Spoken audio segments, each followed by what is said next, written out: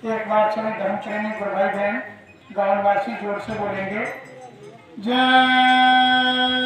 गुरुदेव, जय गुरुदेव, गुरुदेव, जय गुरुदेव, गुरुदेव, जय गुरुदेव। गुरुदेव नाम किसका? प्रभु का। प्रभु का पावन प्यारा नाम। जय गुरुदेव, कलयुग का कल्याणकारी नाम। जय गुरुदेव। ये नाम नहीं इंसान का, ये नाम है भगवान का, ये काम नहीं इंसान का, ये काम है भगवान का। प्रेम से बोलो जय गुरुदेव। मंच पर विराजमान बाबा जोगदेव जी महाराज के संकोणों में कोटि कोटि बार नमन। दूर दराज से चल करके आए धर्म प्रेमियों, गाँव निवासियों, माता बहन देवियों, बुजुर्गों, नौजवान साथियों, नन्हे मुन्ने बच्चे और बच्चियों, आप सभी को हमारा हाथ जोड़ के सादर जय गुरुदेव, सादर प्रणाम। देखो प्रेमियों, अभी हमारे भाई मान सिंह जी ने मालिक की चर्चा विस्तार से सुनाई, लेकिन देखो जिस बच्चे के जन्मदिन पर आज उस मालिक की चर्चा हो रही है कि आत्मा ऐसे नहीं होती है। महापुरुषों ने तो ये कहा कि सुतदारा लक्ष्मी पापी के घर हो, संत मिलन और हर कथा गोस्वामी दुर्लभ। स्वामी पिछले पुण्य में हर चर्चा न सुहाय, और कै सोबे के लड़ मरड़ के घर को जाए। यानी स्त्री, बच्चे, गाड़ी, घोड़ा, बंगला, रुपया, पैसा, सोना, चांदी, सारा वैभव पापी से पापी के यहाँ मिल जाएगा। लेकिन मालिक के वचन, संत महापुरुषों का दर्शन दीदार किसी भाग्यशाली भाई बहन को मिलता है। और अचानक कोई किसी के साथ आ भी जाएगा तो कहा है ना कि स्वामी पिछले पुण्य में हर चर्चा न सुहाय, और कै सोबे के लड़मरे के घर को आ भी जाएगा ऐसे वचन सुनने के लिए कि तो नींद आएगी, नहीं आपस में बातचीत करेगा और मन नहीं लगेगा वो तुरंत उठ के घर को। तो देखो आज जिस बच्चे के जन्म उपलक्ष्य पर आज ये मालिक की चर्चा हुई है वो बहुत बड़ी पुण्य आत्मा है। ऐसे नहीं, ऐसे ही चर्चा नहीं होती है प्रेमियों, ये वो तो बहुत बड़ी पुण्य आत्मा है जिसके जन्म दिवस पर आज मालिक की चर्चा हो रही है। और वो यानी पहले गुरु महाराज की भक्त है, वो उन्होंने नामदान ले लिया है और उनका शरीर पूरा होने के कारण फिर मनुष्य शरीर में और सत्संगी भाइयों के घर आ गए। जो गुरु महाराज ने कहा ना कि कलयुग में कलयुग जाएगा और कलयुग में सतयुग आएगा, स्वयं महाराज बोले कि सड़क बनाने वाले और होंगे और उस पर यानी चलने वाले और होंगे। और जो बुजुर्ग हो गए जिन्होंने बड़ी मेहनत की, साइकिलों से गांव गांव नगर ढाड़ी झुग्गी में प्रचार किया, उनका समय पूरा हो गया शरीर का, वो इस शरीर को छोड़कर चले गए। गुरु महाराज ने दोबारा फिर सत्संगियों के यहाँ जन्म दिला दिया। तो ये आत्मा ऐसे नहीं आई है। तो हम उस घर के लिए, परिवार के लिए और माता बहन देवियों को और आपके गांव हृदय को धन्यवाद देते हैं कि ऐसी पुण्य आत्माएं जिनके जन्म दिवस पर मालिक की चर्चा हो रही है। वैसे तो देखो जन्म दिवस तो संत महात्माओं के यहाँ जन्मदिन कब होता है, हम तुम वैसे उल्टा कर रहे हैं। जब किसी बच्चे का जन्मदिन मनाते हैं तो हमारे घरों में, बहुत से घरों में मोमबत्ती को बुझवाते हैं, दीपक को बुझाते हैं। और हमारे बुजुर्ग क्या कहते हैं पहले से, किसी के औलाद नहीं हो तो किसी के संतान अचानक हो जाए तो क्या कहेंगे कि वह फलाने के घर में भाई दियो। और हम तुम क्या कर रहे हैं, जब केक काटते हैं तो मोमबत्ती को बुझवाते हैं, दीपक को बुझवाते हैं, और उधर कह रहे हैं कि दियो जल गो आने से, और इधर मुझको बुझा रहे हैं। ये तो उल्टा हो रहा है ना। लेकिन महात्माओं के यहाँ जन्म दिवस कब होता है प्रेमियों, किसी की उम्र 1 साल, 2 साल, 10 साल, 20 साल, 50 साल, 40 साल, 80 साल हो गए, अभी उसका जन्म नहीं हुआ। कब तक? जब तक महापुरुषों के पास नहीं गए और उनसे नाम की दीक्षा नहीं ली और भगवान से मिलने का रास्ता नहीं मिला तो उसका जन्म नहीं।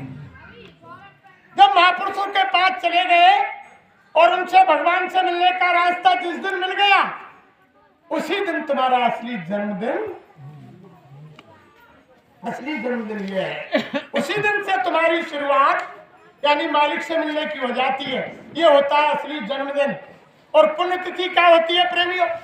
जब महापुरुषों के पास पहुंच गए और इनसे नामदान ले लिया और घर में ध्यान भजन सुमरन करके जीवात्मा को अपने धाम पहुंचा दिया।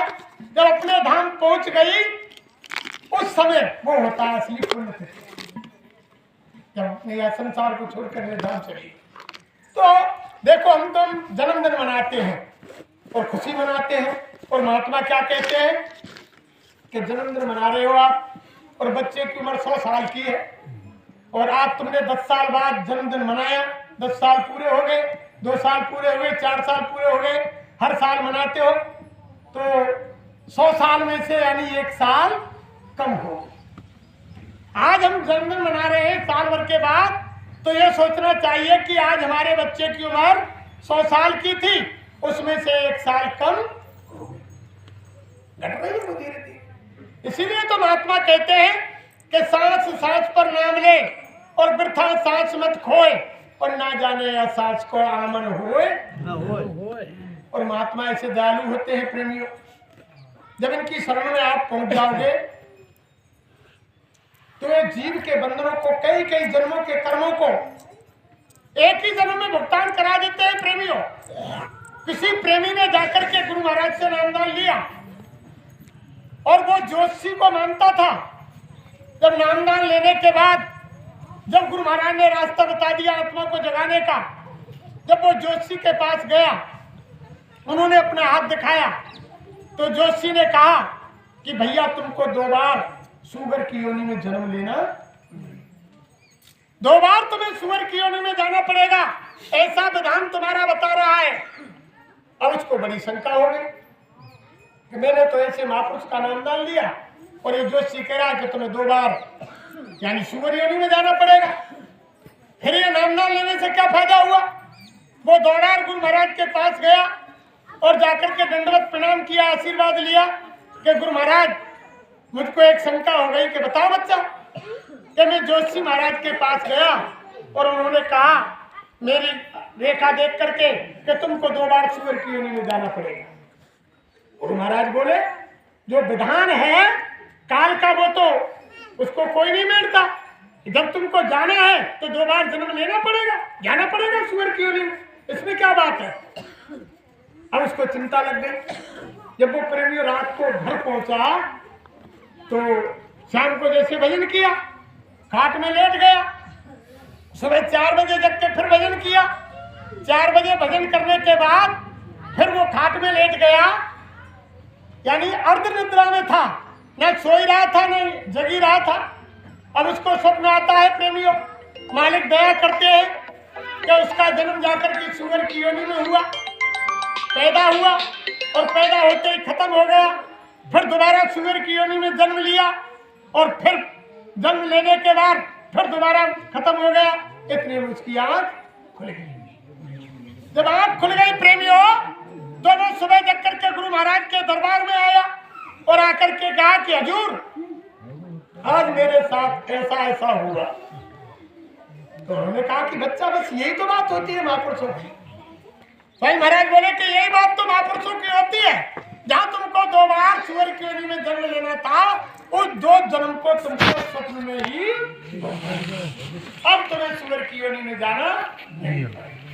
तभी तो महापुरुषों ने कहा कि पहले जन्म में गुरु भक्त कर और दूसरे जन्म में नाम और तीसरे जन्म में मुक्त पद, चौथे में नहीं धाम। ये तरीका लेते हैं। समय हो गया, इसलिए हम तो बड़ा धन्यवाद देते हैं हमारे भाई तेज सिंह जी को, इनके परिवार को, इनके माँ बाप को, गांव अरोदा को, माता बहन देवियों को, जो सम्मान तेज सिंह जी पटेल सामने आप देख रहे हैं इस समय। जो कोई सांसारिक कार्य होता है घर में गुरु की चर्चा के साथ होता है, वो लोग बड़े भाग्यशाली हैं, यानी जो गुरु चर्चा में ही अपना संसार का सारा काम करते हैं। इसलिए हम मालिक से विनती प्रार्थना करते हैं कि गुरु महाराज भाई तेज सिंह के परिवार पर, सारे गांव अरोदा पर और जितने भी प्रेमी यहाँ आए हैं सब पर अपनी दया 24 घंटा बनाए रखें। जय गुरु के लिए कीर्तन करें। जय गुरुदेव बोलो भैया। याई के पार लगेगी नैया। जय गुरुदेव बोलो भैया, याई के पार लगेगी नैया।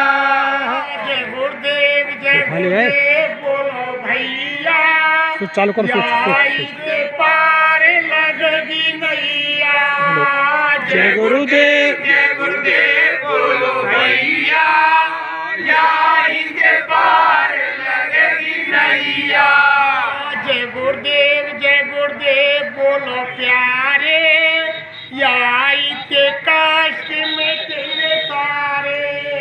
जय गुरुदेव बोलो प्यारे, याई के कष्ट मिटेंगे सारे। जय गुरुदेव बोलो प्यारे, याई के कष्ट मिटेंगे सारे। जय गुरुदेव बोलो प्यारे, याई के कष्ट मिटेंगे सारे।